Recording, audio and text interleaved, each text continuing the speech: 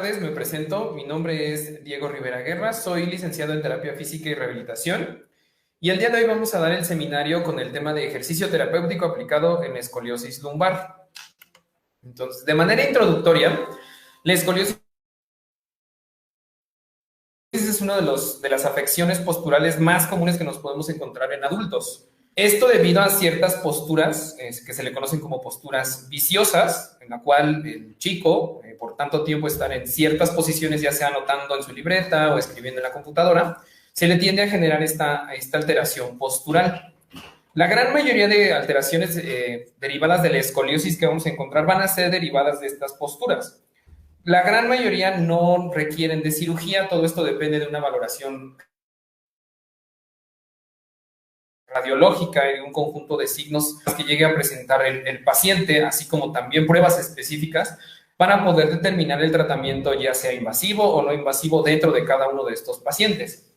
Ciertos ejercicios, como los ejercicios de CLAP, que son bastantes viejitos, por ponerlos de una forma, ya que su creador, Rudolf Clapp, un médico alemán, tenía la teoría de que la posición cuadrúpeda disminuía la incidencia de la exacerbación de las curvaturas escolarias.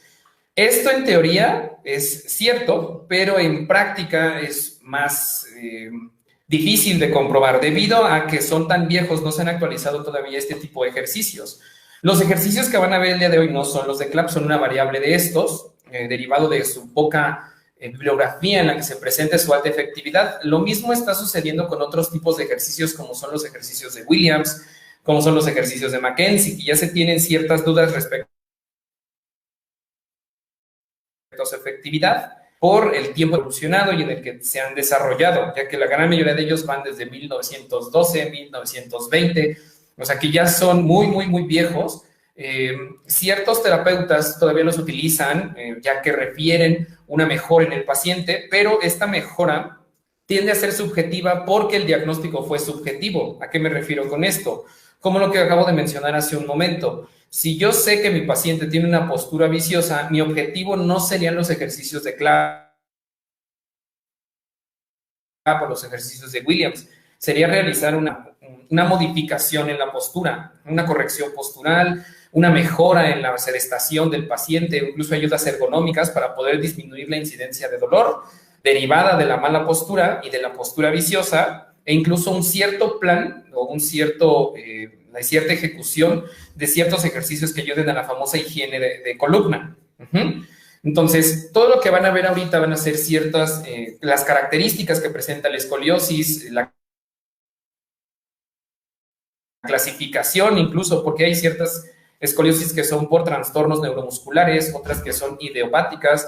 Entonces, todas y cada una de ellas tienen sus características y tiene su clasificación. Para la clasificación, la gran mayoría de las veces nosotros utilizamos un ángulo que se le denomina ángulo de Cobb. Esta es en una proyección anteroposterior de la columna, donde se utiliza de referencia el inicio de la escoliosis, o sea, en la primera vértebra en la que aparezca, ya sea torácica 11 o torácica 12,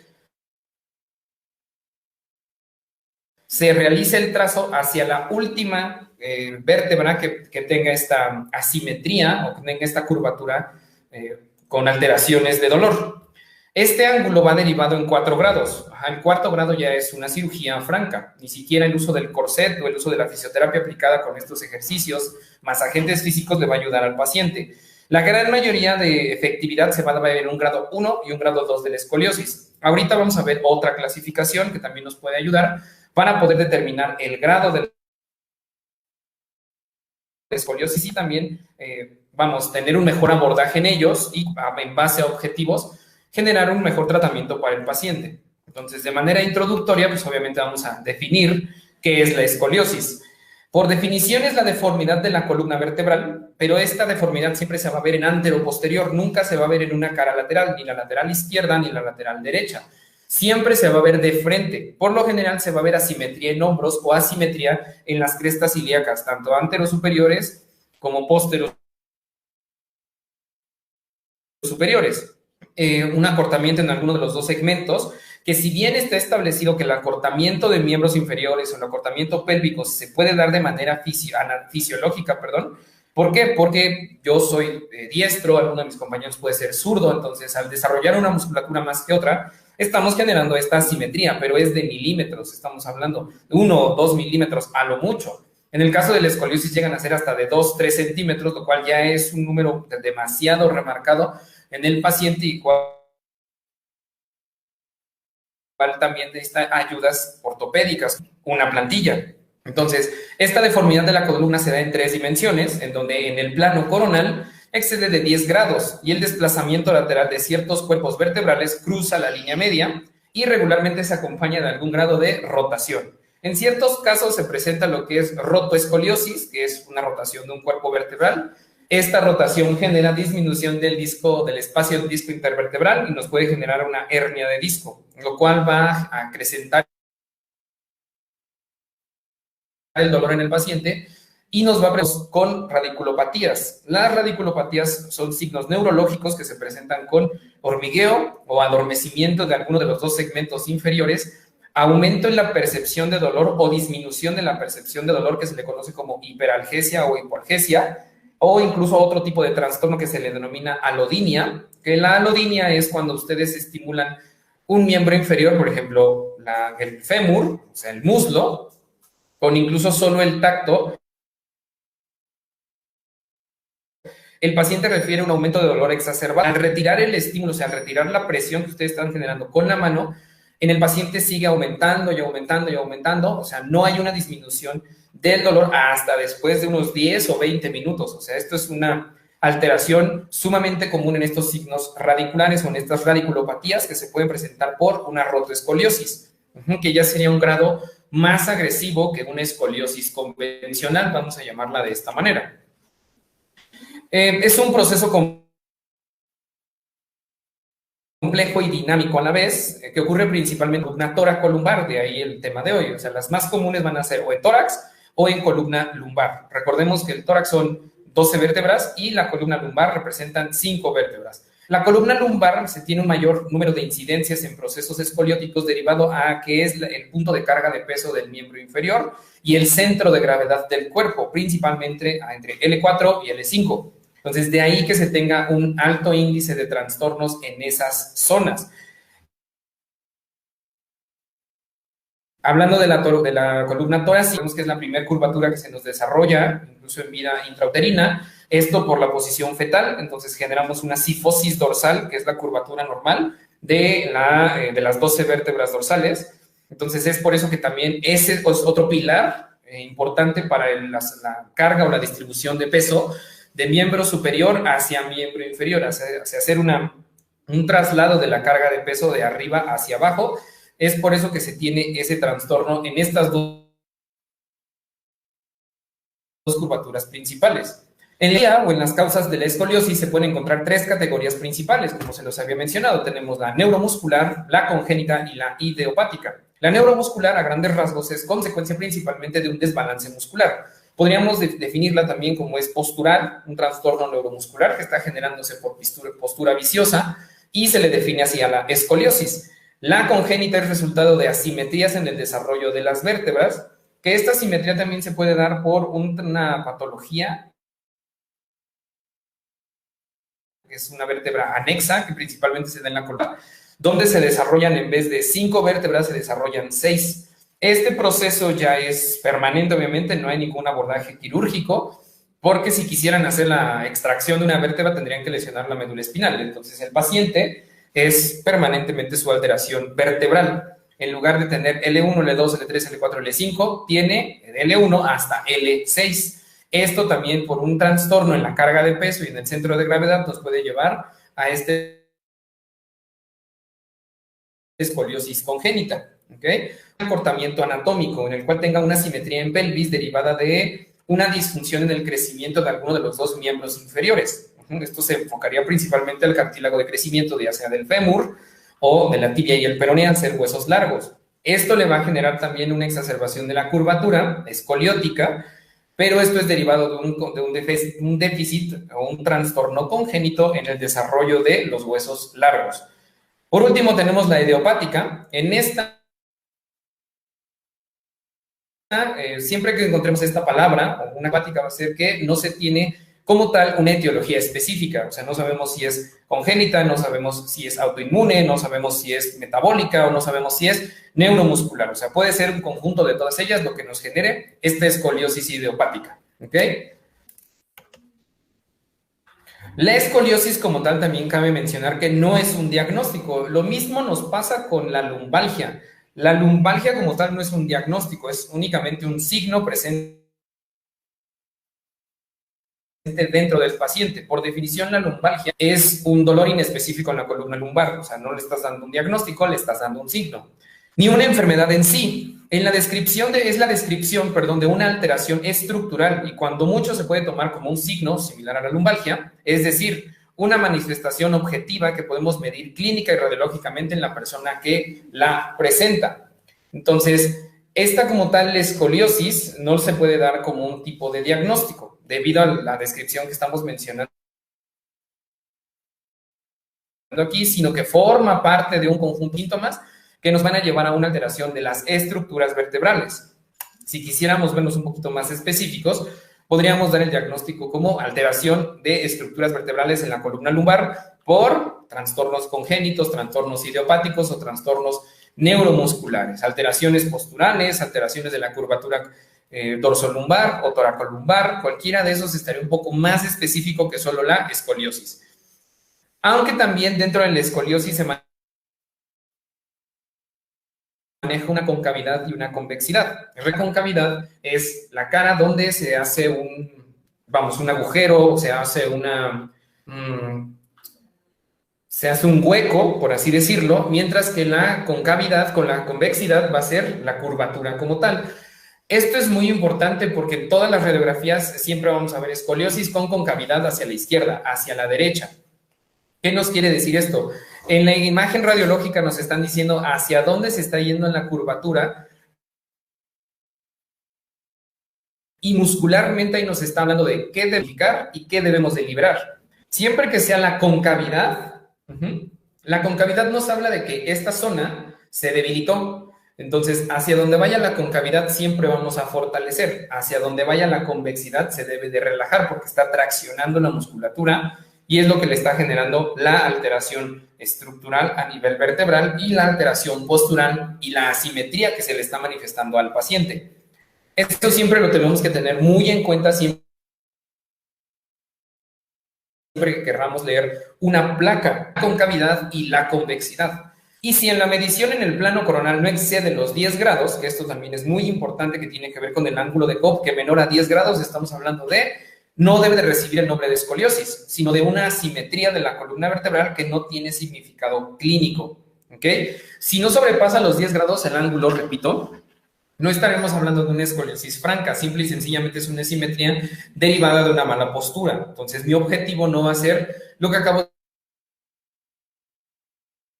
de decir de la concavidad, de la convexidad. O sea, mi objetivo no va a ser tonificar ni tampoco liberar o relajar, sino simple y sencillamente generarle ayudas ergonómicas al paciente para disminuir este trastorno de postura o este trastorno de asimetría que está padeciendo el paciente. ¿Ok?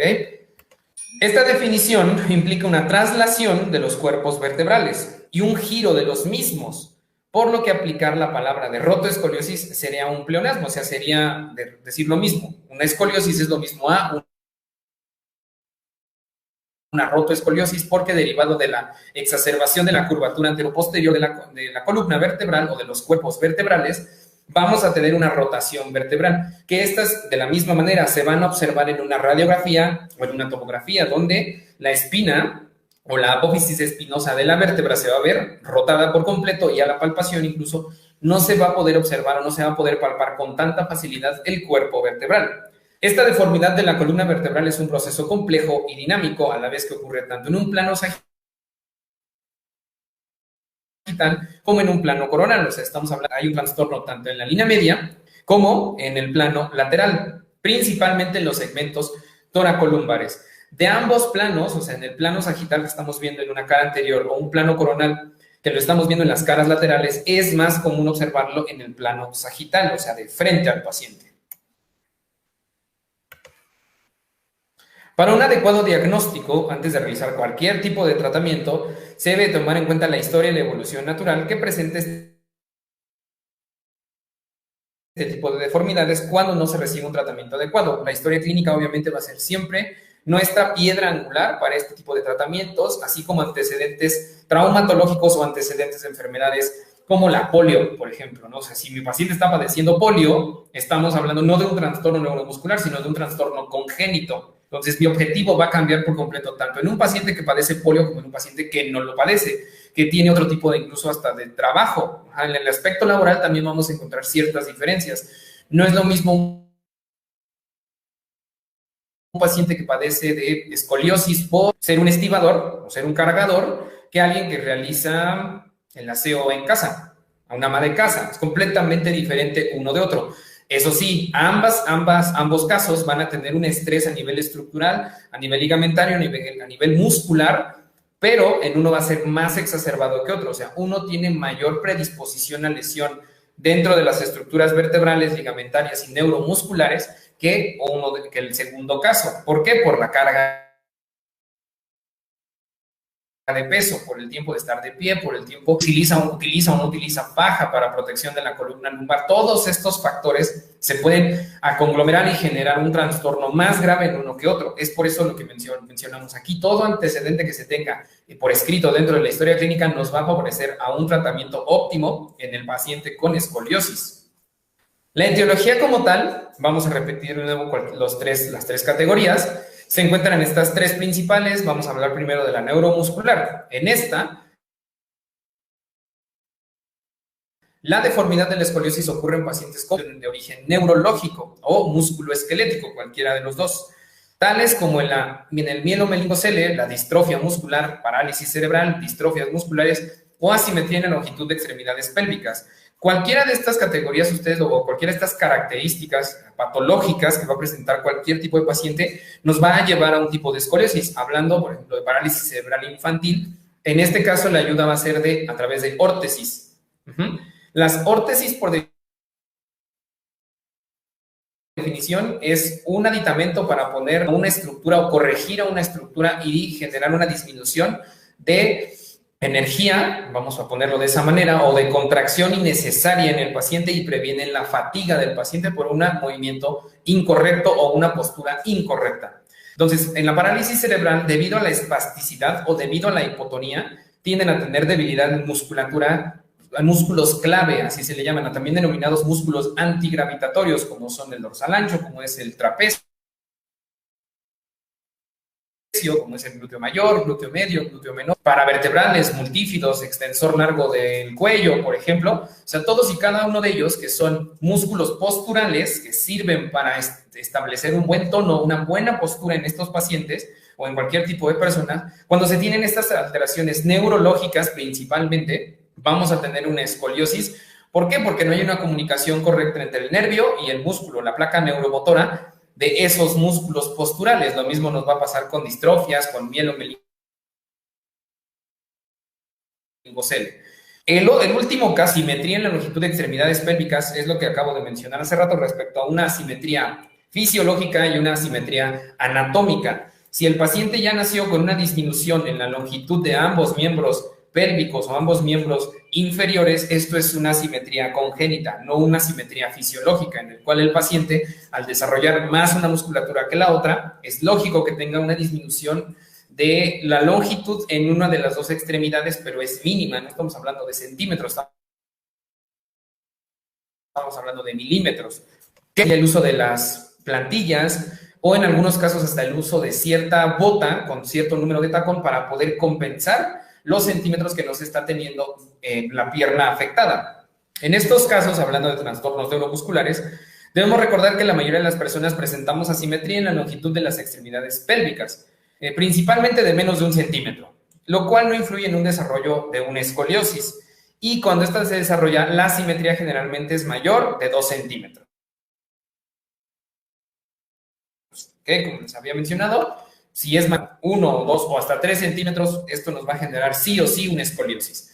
La presencia de escoliosis de origen neuromuscular es el resultado de un desbalance muscular y la consecuente pérdida del control del tronco. Aquí es donde deben de hacer más énfasis respecto a la concavidad y a la convexidad, de qué está jalando qué o qué está hipotónico y qué está hipertónico, porque aquí es donde vamos a tener esta pérdida del control de tronco por esta disfunción entre ciertos músculos de la cara lateral, por ejemplo, contra la cara lateral izquierda, o viceversa, una disfunción en la cara lateral izquierda y una hipertonía en la cara lateral derecha. Ahí la importancia de poder explicar dentro de la radiografía qué van a tonificar y qué van a elongar o van a relajar. En este tipo de escoliosis se pueden encontrar curvas estructuradas y no estructuradas, como otra clasificación dentro de este tipo de escoliosis. Por definición, la no estructurada no tiene un componente rotacional, o sea, es meramente la curvatura sin presentación de rotaciones. En estos casos, y puede estar relacionada a vicios posturales de los adolescentes o incluso en adultos, a diferencia de la diferencia de más de 2 centímetros en la longitud de las extremidades o con presencia de dolor, que es lo principal por lo que nos van a llegar a consulta este tipo de pacientes. Se le llama en estos casos escoliosis antálgica o antiálgica, como ciertas posturas que también se denominan postura antiálgica o marcha antiálgica. ¿Por qué se generan este tipo de trastornos? Por dolor principalmente. Se puede encontrar en casos de infección o epiema, ¿okay? Que es un trastorno derivado también de afecciones pulmonares. La congénita, por otro lado, este tipo de escoliosis es resultado de asimetría en el desarrollo de las vértebras. Sería otra subclasificación del tipo de escoliosis. Secundario, anomalías congénitas como son hemivértebras, fallas de segmentación. Este tipo de escoliosis generalmente se manifiesta en niños pequeños o antes de la adolescencia. Espina bífida también les puede generar ciertos trastornos comunes. Escoliosis derivado también de otro tipo de como trastornos vesicales, trastornos de incontinencia urinofecal, trastornos en la marcha o incluso abolición completa de la marcha, hipersensibilidad, hiposensibilidad, hiperreflexia, o sea, una exacerbación en la respuesta autónoma, un reflejo, o una disminución de la misma, que se le denomina hiporreflexia, o una exacerbación que es hiperreflexia. ¿Ok? La idiopática, por último, se define así una escoliosis donde no se encuentra una causa específica que explique el desarrollo de la deformidad, como lo mencioné hace rato. Regularmente es un diagnóstico de exclusión, o sea, van a ir descartando en base a pruebas, a base de química sanguínea, por ejemplo, en base a examen general de orina, escáneres, incluso resonancias, tomografías y radiografías, se va a ir descartando qué es lo que está teniendo este paciente. Es decir, cuando se han descartado otros orígenes de la patología. Incluso en algunos casos, por ejemplo, la esclerosis lateral amiotrófica, que genera un trastorno de desmielinización y degeneración de mielina, sobre todo en placa neuromotora. Esto es lo que nos va a generar una escoliosis idiopática. Bueno, viene dentro de la clasificación de la sintomatología de la esclerosis lateral amiotrófica, que nos va a generar una escoliosis. Pero esta escoliosis va a ser derivada de un trastorno neuromuscular y más bien de un trastorno desmielinizante. ¿Ok? Este tipo de escoliosis, cualquiera de las tres, se divide a su vez en tres categorías, basándonos en la edad en la que fue detectada la deformidad infantil, juvenil y de la escoliosis infantil va de 0 a 3 años, la escoliosis juvenil de 4 a 9 años y la escoliosis en adolescentes a partir de los 10 años en adelante. ¿Ok?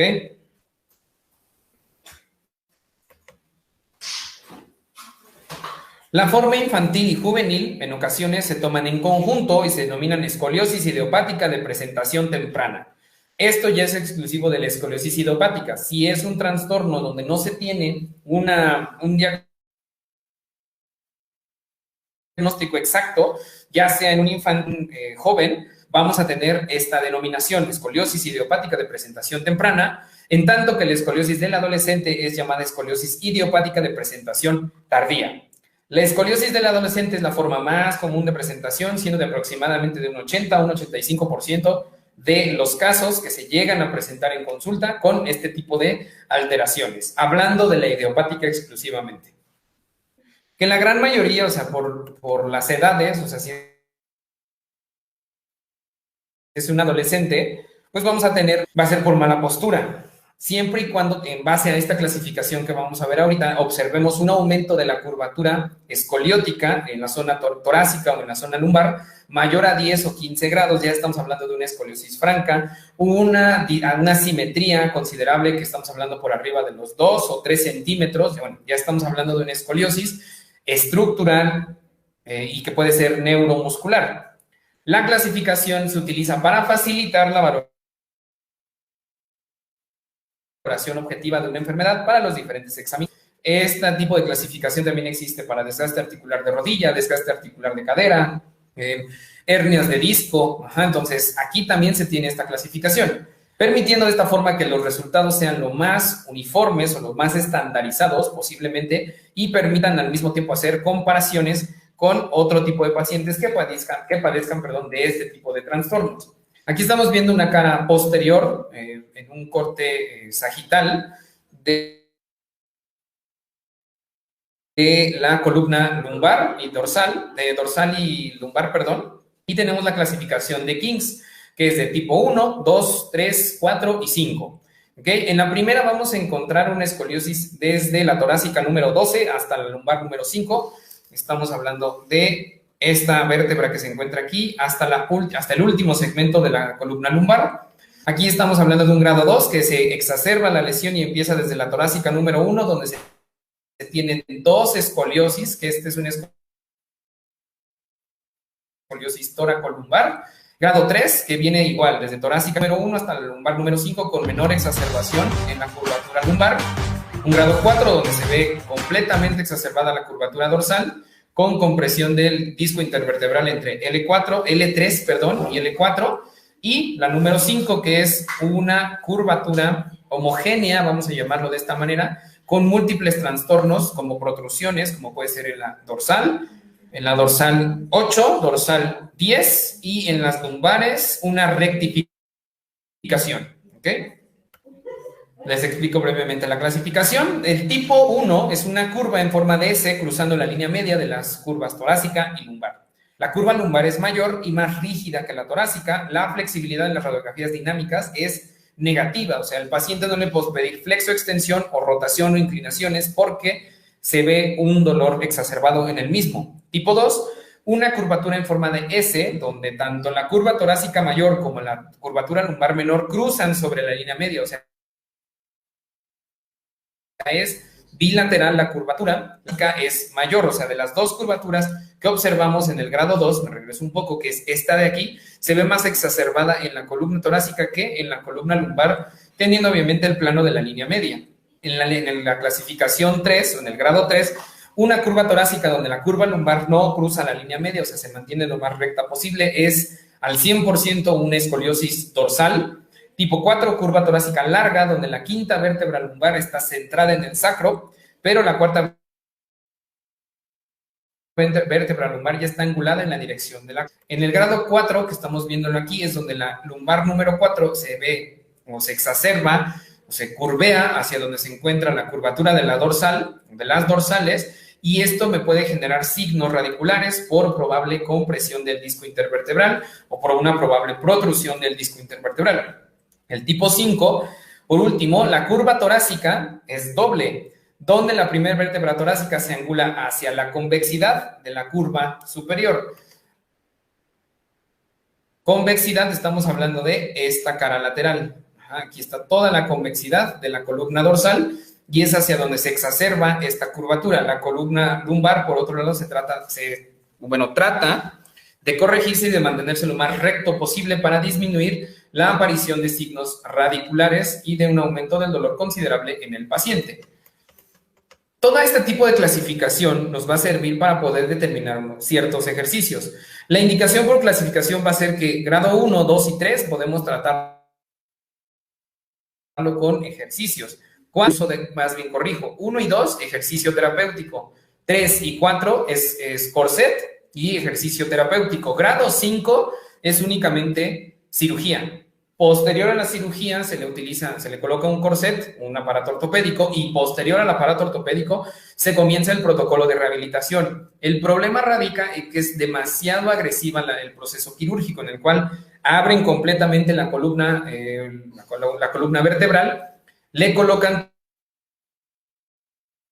tornillos a través de las apófisis transversas a las varillas a lo largo de la curvatura y tratan de corregir esta misma curvatura. Es demasiado doloroso y es demasiado extenso el proceso de rehabilitación que se genera dentro de este tipo de pacientes, ¿ok? Lo que están viendo ahora son un conjunto de ejercicios, son muy sencillos, donde vamos a tener posiciones en 4 puntos, como lo que están viendo aquí, donde vamos a comenzar con miembro inferior, donde se va a hacer a 90 grados una extensión de rodilla,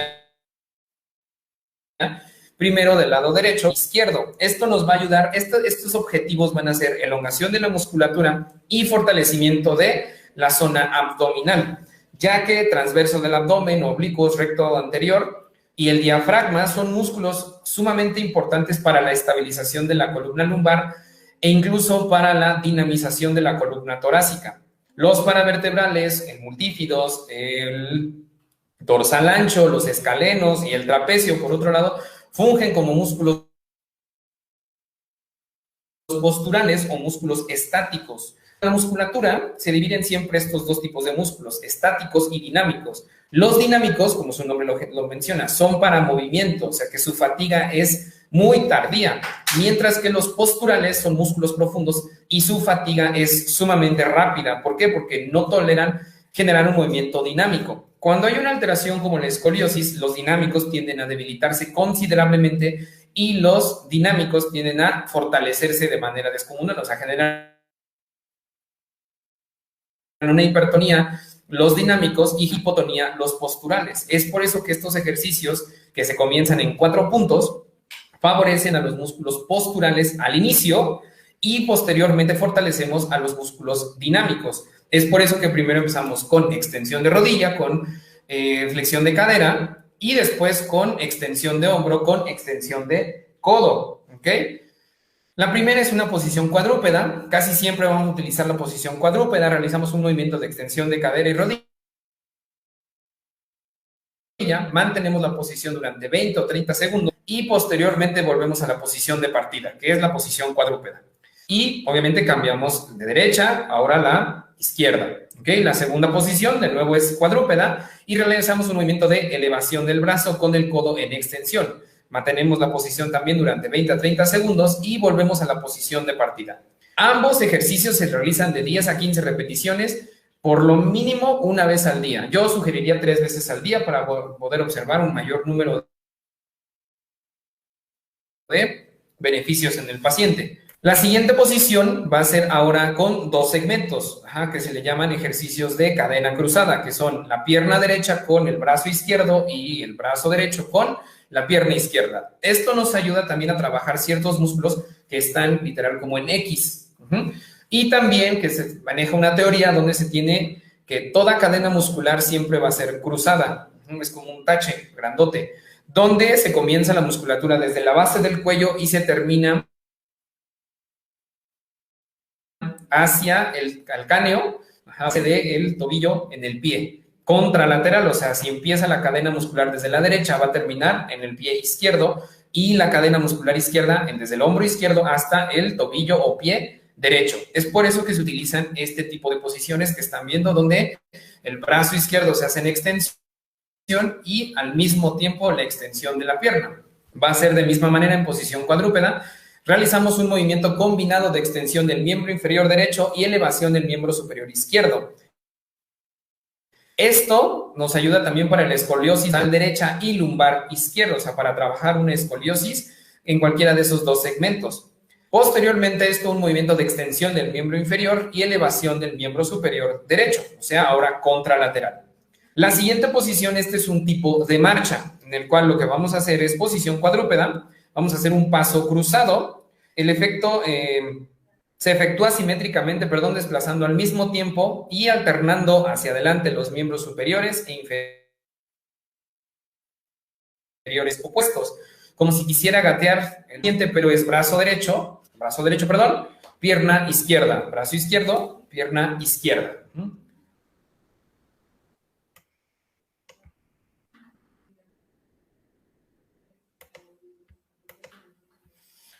Los siguientes ejercicios. El otro es un ejercicio popular, que se le llama, de hecho es derivado de ejercicios de yoga, que se le llama gato camello, en el cual lo que se hace es movilización de la columna dorsal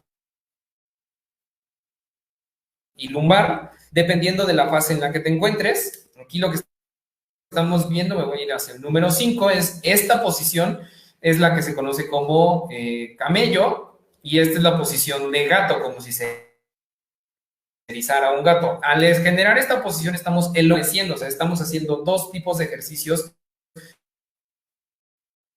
en una sola posición. Por arriba en la posición cuadrúpeda, en el número 4, también son marchas donde se realizan un pase, o bueno, se efectúa asimétricamente, perdón, desplazando hacia adelante al mismo tiempo y alternando los miembros superiores e inferiores homólogos. O sea, voy hacia adelante con el brazo derecho y la pierna derecha, brazo izquierdo, pierna derecha. ¿Ok? Los que siguen ya no son en posición cuadrúpeda. Ajá. Otros 4 ejercicios, ya los últimos vuelven a ser en posición cuadrúpeda. En este estamos hablando de una posición en sedestación, donde lo que se genera al mismo lado es una extensión o una elevación de ambos miembros, mientras generamos una inspiración, o sea, un ejercicio respiratorio. En este caso, en este tipo de ejercicios, lo importante va a ser el patrón respiratorio que presenta el paciente. Nosotros presentamos 3 tipos de patrones: torácico, intercostal y diafragmático. El de mayor efectividad es el diafragmático en conjunto con el torácico, o sea, que los haga los dos. ¿Por qué? Porque al generar el patrón diafragmático, fortalecemos lo que es la faja lumbar o la faja abdominal, más bien corrijo, que son transversos, recto y oblicuos. Entonces, al generar esta extensión de hombro, aumentamos también la expansión torácica o la expansión pulmonar y generamos un aumento del fortalecimiento del diafragma, lo cual nos va a ayudar a generar una mayor estabilización en la columna lumbar y disminución de dolor en el paciente. ¿Ok? En sedestación, en fase de inspiración, elevamos los 2 miembros superiores hasta 180 grados, mantenemos la posición de 10 a 15 segundos y volvemos a la posición de partida, descansando al mismo tiempo. Si lo quisiéramos hacer en bipedestación, como se ve en la imagen inferior, se realiza de la misma manera. ¿Ok? Todos estos ejercicios, hasta estos, estamos hablando únicamente de elongar o tonificar. En el momento de que queramos fortalecer, tenemos que recordar dónde se encuentra qué zona de la curvatura, la concavidad o la convexidad. En este caso, estos ejercicios vamos a aumentar o vamos a fortalecer del lado de la concavidad, o sea, del lado donde se encuentre sumido, la curvatura escoliótica. Aquí vamos a utilizar una pesa, una pelota pliométrica, una banda de resistencia incluso para generar contracción, sobre todo de los músculos que fijan el omóplato, como es el elevador de la escápula, los rotadores internos, los rotadores externos, el famoso manguito de los rotadores, porciones del trapecio y fibras inferiores, redondo menor, redondo mayor. Todos y cada uno de ellos fijan la escápula y también generan dinamismo en la misma. Entonces, es por esto que si es en la cara lateral derecha, vamos a generar flexión de codo con abducción de hombro y llevando hacia arriba de la línea de la cabeza la pesa. Caso contrario, o caso del lado izquierdo, flexión de codo y abducción de hombro por arriba. Esto para favorecer o fortalecer la musculatura que se encuentra debilitada y traccionar la columna para generar una disminución de la curvatura escoliótica. Por último, pero no menos importante, tenemos el fortalecimiento de los abdominales, que aquí de los 2 ejercicios que estamos viendo en la imagen me quedaría más con los puentes. ¿Por qué no con el abdomen común, convencional, abdominal convencional? Porque ahí estarían fortaleciendo flexores de cuello. Entonces, de hecho, está incorrecta la posición en la imagen de la que está exponiendo la abdominal. ¿Por qué? Porque al generar la flexión de tronco, si se dan cuenta, aquí está haciendo flexión de cuello, entonces el fortalecimiento no se va hacia el transverso del abdomen, ni mucho menos al recto anterior, sino al flexor profundo, no entra ninguna escoliosis. Caso contrario, el fortalecimiento de la zona inferior, o sea, la zona glútea. Aquí lo que estamos haciendo es una tonificación. Al momento de elevar la pelvis, estamos generando una tonificación del cuadrado lumbar, que es uno de los músculos más importantes que deben de manejar para el tratamiento de escoliosis, sobre todo lumbares. Ese y el iliopsoas, que es un músculo profundo que permite la flexión de la cadera, que es un músculo en forma de H, vamos a ponerlo así, visto desde una imagen muscular, desde una litografía de anatomía muscular, es una forma en H, es un músculo profundo, es un músculo estabilizador, pero a la vez también es un músculo dinámico y es uno de los principales precursores del síndrome doloroso lumbar mecánico y de la escoliosis lumbar. Entonces, de los dos ejercicios que están viendo en la imagen, yo me quedaría con el fortalecimiento de glúteos, no tanto con el fortalecimiento de abdomen, sobre todo en base a abdominales, porque de hecho ya está descartada por completo las abdominales, ya no se utilizan por el riesgo de lesión que puede presentar en ciertos pacientes con protrusión, con deshidratación del disco intervertebral, con escoliosis, con rotoescoliosis o con hernia de disco, ¿ok? Entonces, para concluir, chicos, si se dan cuenta, fue un breve repaso sobre la clasificación de la escoliosis, que es muy importante siempre manejarlo para un correcto diagnóstico, la historia clínica que se lleva a cabo en el paciente como antecedentes de traumatismos, de golpes o de alguna enfermedad autoinmune que presente el paciente, son vitales para nosotros lograr este tipo de ejercicios o este compendio de ejercicios con la finalidad de disminución de dolor y disminución de la exacerbación de la curvatura. Obviamente esto se trabaja de manera multidisciplinaria, no se trabaja de manera aislada, se tiene que trabajar en conjunto con el ortopedista, en ciertos casos incluso con el especialista en cirugía de ser necesario para saber qué objetivos vamos a plantearnos con ellos, con la nutrición incluso, porque si el paciente padece de obesidad, es otro factor predisponente para una exacerbación de la escoliosis, por lo cual necesita también un control de peso o una disminución del mismo para poder disminuir la sintomatología de dolor. Repito, estos son solo una herramienta más que vamos a tener para la disminución de dolor y la disminución de la curvatura, que serían los objetivos primordiales a corto plazo. A mediano plazo, el fortalecimiento de la musculatura hipotónica, disminución de la tonificación de la musculatura hipertónica, y a largo plazo sería generación de actividades de la vida diaria sin dolor, o sea, lo más independiente que puede el paciente y no dependiente de algún fármaco, de alguna faja, porque incluso ellos a largo plazo también nos generan efectos secundarios, como el debilitamiento de ciertos músculos, sobre todo los dinámicos o los posturales, ¿ok? Entonces, si no presentan alguna duda o no tienen ninguna duda, sería todo por hoy. ¿O tienen alguna duda? Dígame.